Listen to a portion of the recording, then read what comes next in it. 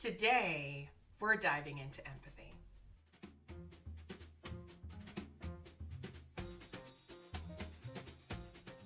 There's actually a lot of interventions out there in the clinical world, the clinical space, in the group space, that make use of empathy as a way to create bonds.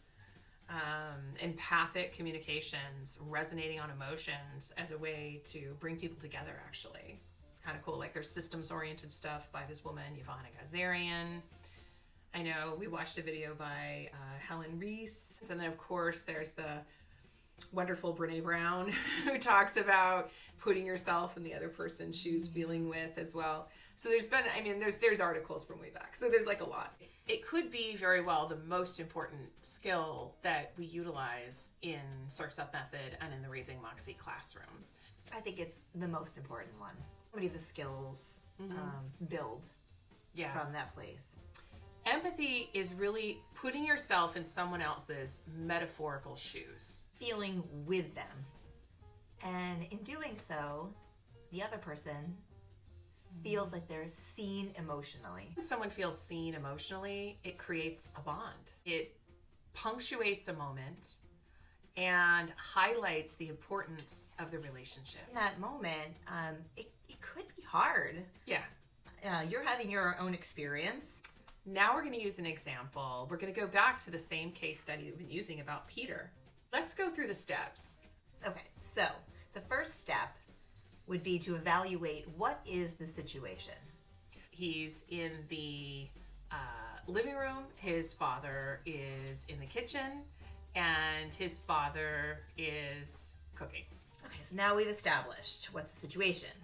Now we look at what exactly is being said. What are the words the other person is saying? Specific words he's saying are, I want Spider-Man at my birthday party. What is the other person doing? He looked up from his comic book, he jumped up and down, and he got loud. And he probably would, I'm imagining he's smiling as well. I think facial expression would be a big piece. I agree. So Peter is smiling.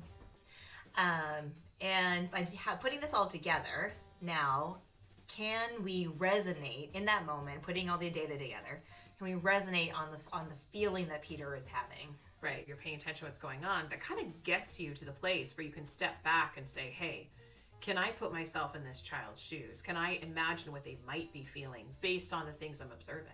So it seems like he's happy. He's jumping up and down. He's anticipating having Spider-Man in his birthday. Whether or not that's going to happen, we don't know, but he's clearly jumping up and down, smiling and shouting out that he wants to have Spider-Man at his birthday. Empathetic position. Remember when you were ever excited? We wouldn't necessarily in Surf's Up Method, we're not going to share that with people. It's not about making it about us, but like, if we really want to resonate on that feeling, say we're in the father's position and we were cooking and we were juggling things and we're just not in that happy space, right? Put ourselves in the child's shoes by sort of thinking about, have I ever been excited about something that's upcoming?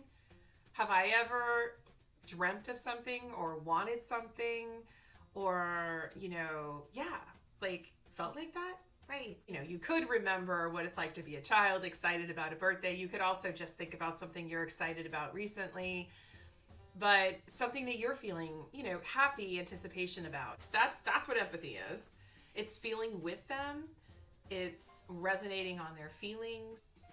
And in doing so, the person that you're communicating with feels seen emotionally. If others haven't seen the video by Brene Brown, they should definitely check it out. Yeah, I highly recommend that one. Right.